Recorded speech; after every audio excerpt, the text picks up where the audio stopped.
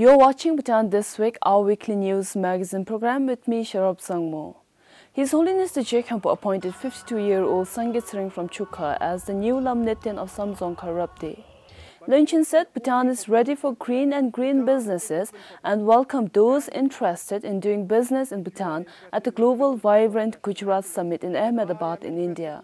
And 257 new small development projects worth of 5 billion Newton have been approved in the second phase of SDP. His Holiness the Jekhampo is presiding over the first ever Milam Chenmo, or the Great Prayer Ceremony in Samrup Dzongkhar. The week-long prayer ceremony began last Monday. Thousands of devotees comprising of monks, lums and people from neighboring Dzongkhars are attending the prayer ceremony. The prayer ceremony is conducted to commemorate the 60th birth anniversary of His Majesty the 4th Trukelpo. His Holiness the Jekhampo appointed 52-year-old Sangit Sring from Chukha as the new Lamnetian of Samzong Karabde. Lam Sangit Sring studied at Doditra and at Tango College of Buddhist Studies. He had completed Losum Chesum meditation. Lam Sangit Sring served as a teacher at Paro Sangchen Chekor Sheda and Tango College of Buddhist Studies.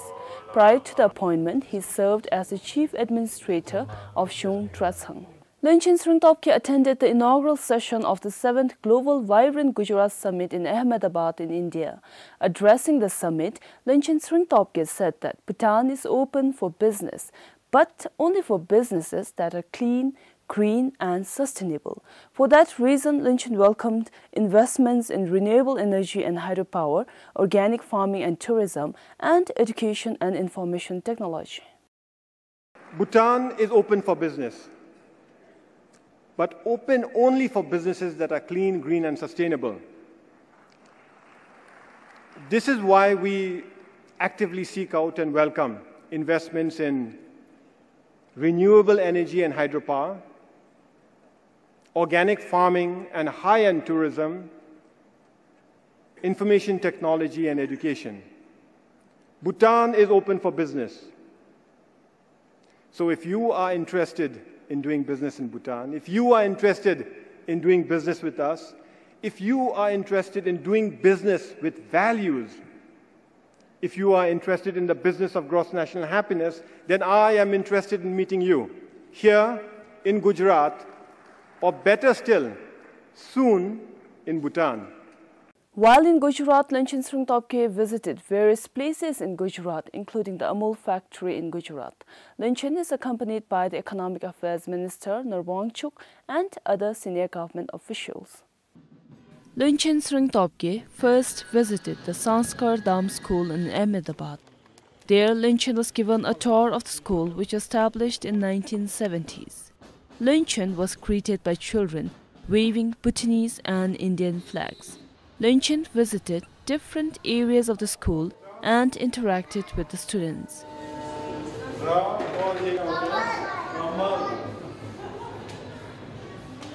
Lunchin was also presented a sketch by a student who saw him on television during the Vibrant Gujarat Summit. Lunchin Sringtopke then visited the Amul factory in Anand city in Gujarat. The Amul company was started in 1946.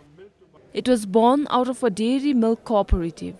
Today, the company collects milk from 3 million farmers. There are 40 dairy plants across India. The management at Amul informed Lunchin that their first foreign employee was a Bhutanese who they recruited last year. Dignitaries from Bhutan. Lunchin Sringtopke then visited the Garima Park, the Tata Software Consultancy Services company.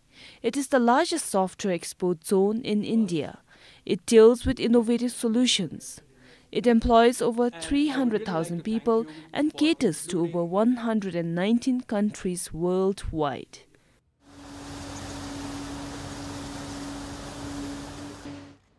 Lunchin's final visit before leaving for Delhi was the Sabarmati Riverfront Park.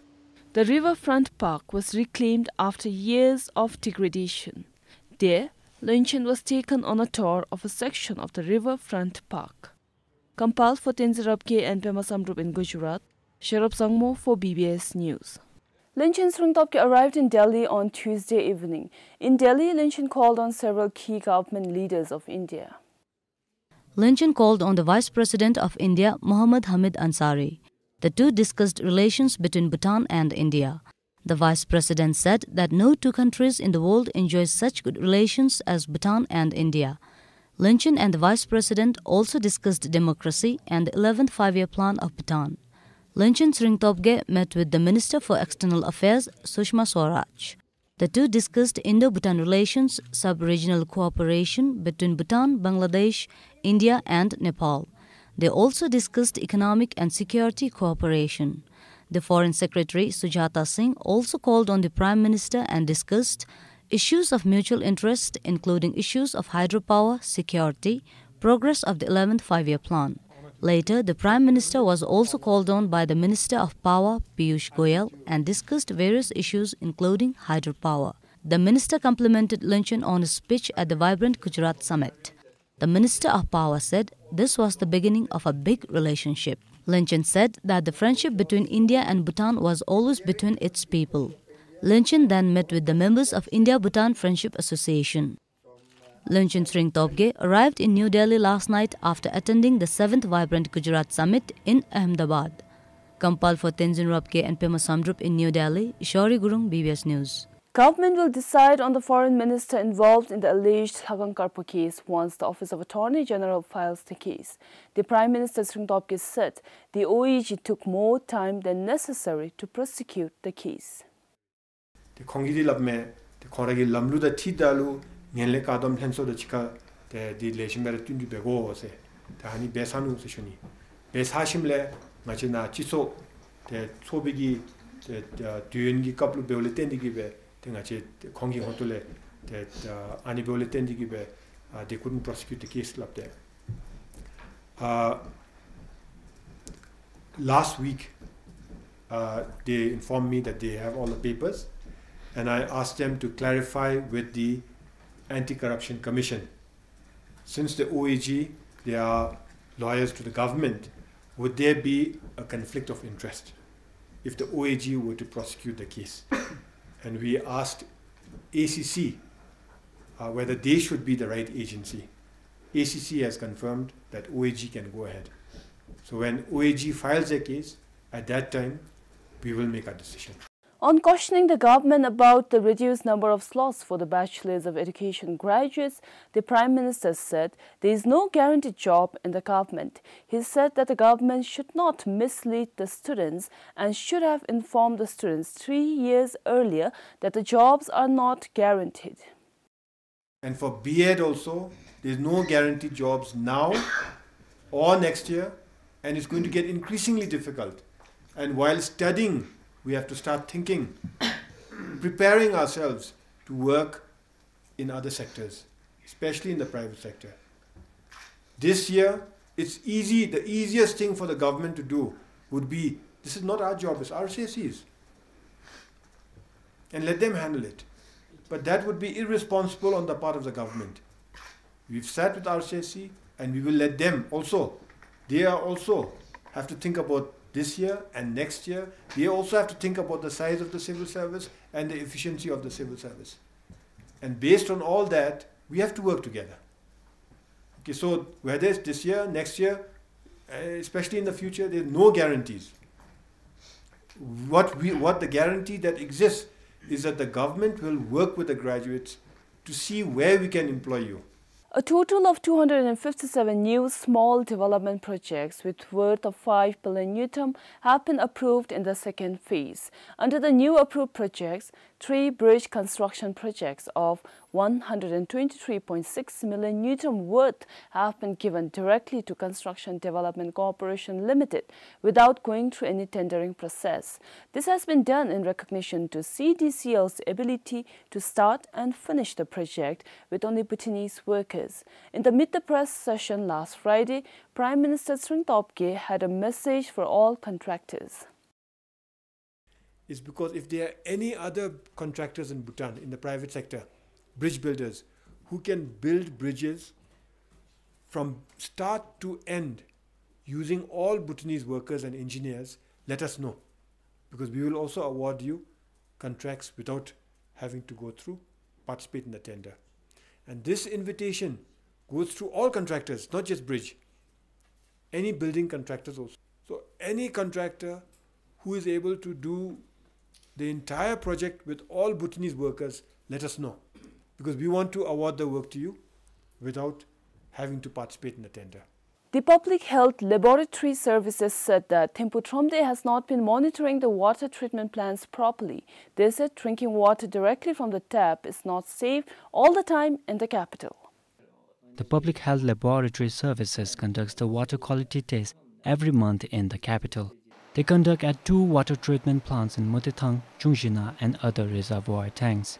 To ensure the water is safe for drinking, the laboratory service checks for presence of bacteria, acidity, sand or mud, and whether the water has been chlorinated or not.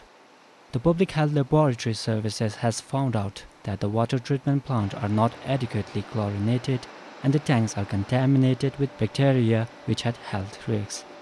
The drinking water was grossly polluted, which posed serious health risks during the time of summer and winter last year. There need to be some strict monitoring, even the treatment, no? Day in, day out, they do treatment. So there has to be some proper monitoring, how they do it and document it properly. He said the water treatment plants are not at par with the developed countries, which is efficient and reliable as it goes through several stages of treatment. Thimphu Tromde, which manages the water supply tanks daily, said there is need to discuss issues with the Public Health Laboratory Services. We need to boost up our monitoring system, especially in terms of cleaning up the reservoir tank on maybe twice a year. None of these staffs are trained or certified to do quality monitoring of water. But yet, through their practical experience, they do tests. He also said that Tromde will look after the presence of less chlorine content in the reservoir tanks and make sure that the tanks are filled with enough chlorine. Chlorine is added in the water to kill the bacteria.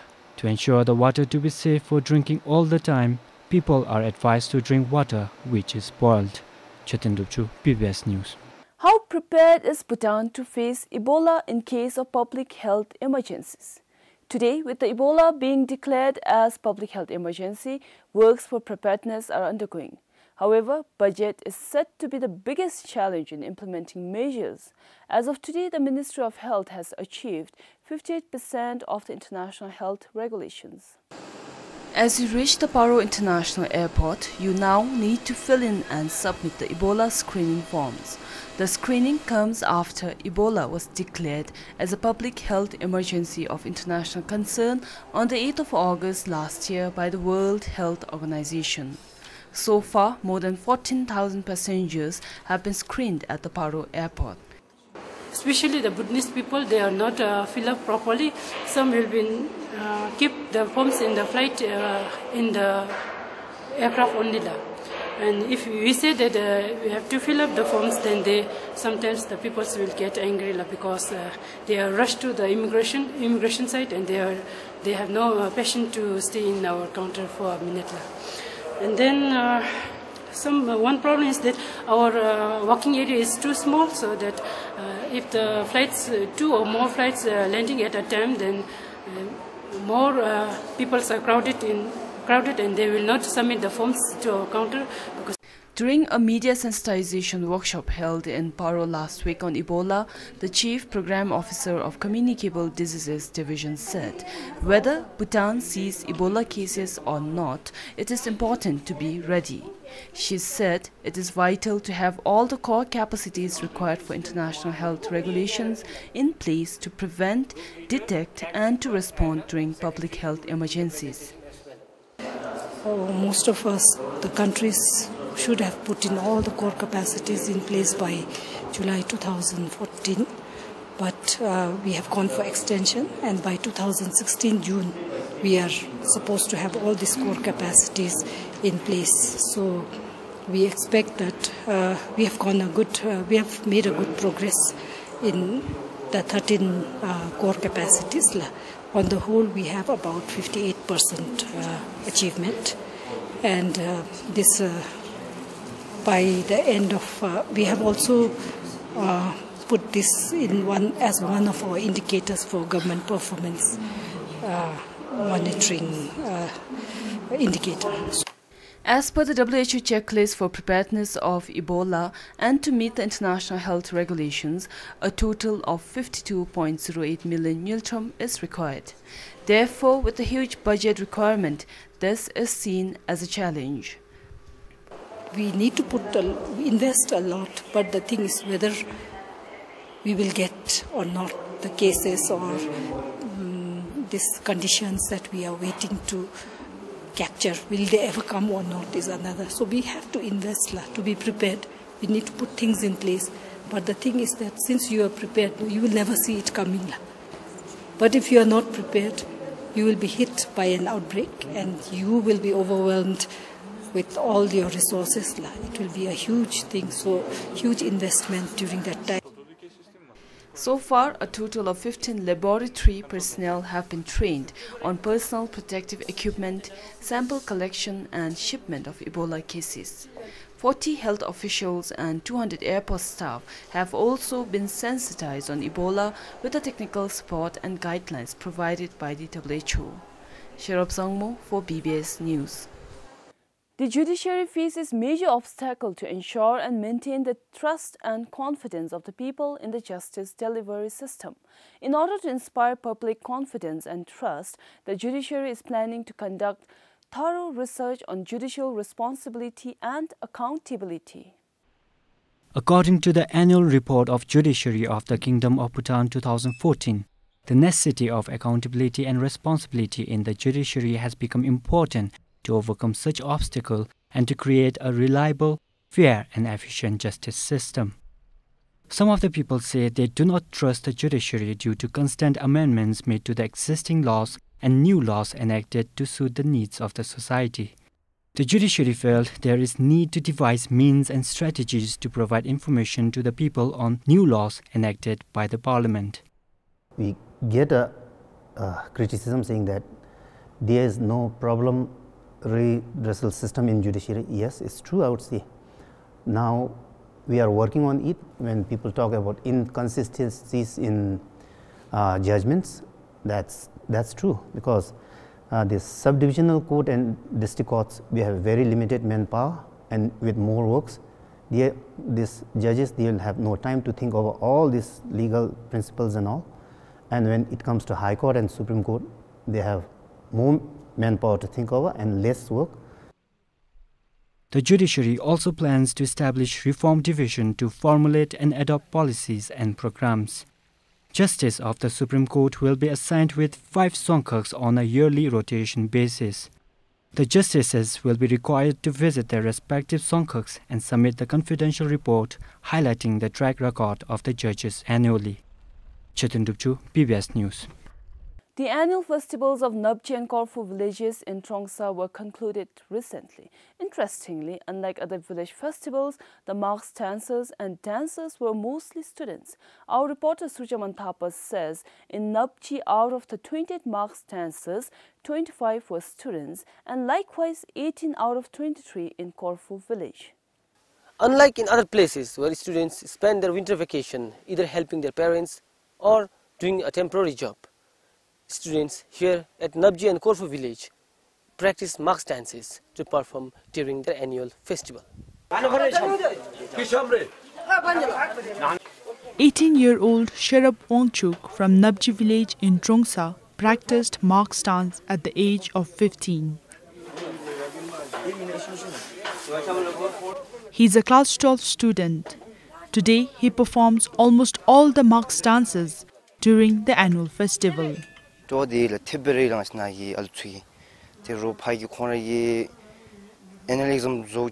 I have interest, and it is the case with most of the student dancers here. Right after our annual examination, students come here and practice cham. Our parents also say that we have to preserve ourselves and pass to our younger generations.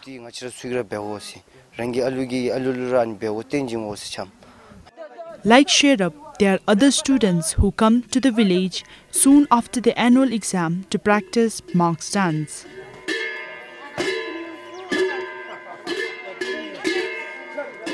The case is no different with the female dancers. Almost all the female dancers are also students in Nabji and Korfu villages.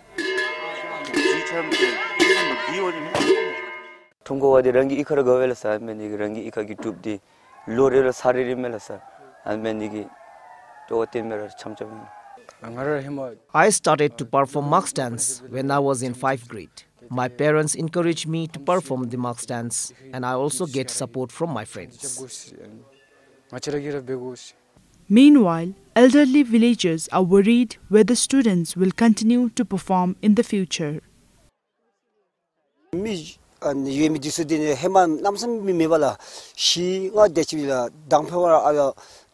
There is no option. We have to put the students. Older ones go away when they get a job, so we have to deal with the small students. It is very difficult to teach them. They do not know the steps and the countings. Other thing is when they stay here for about 1.5 months, they just get 60 Newton.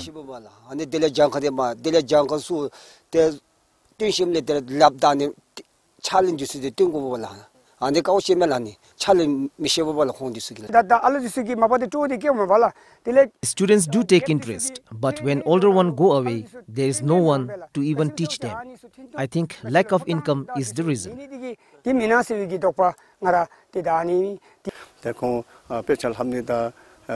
It is difficult for them to study and learn marks dance at the same time, though they know.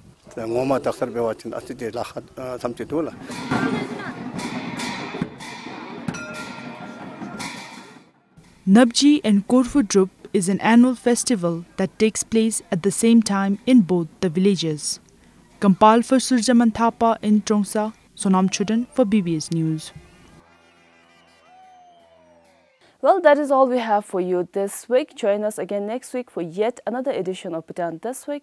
Until then, this is Sharab Sangmo saying goodbye.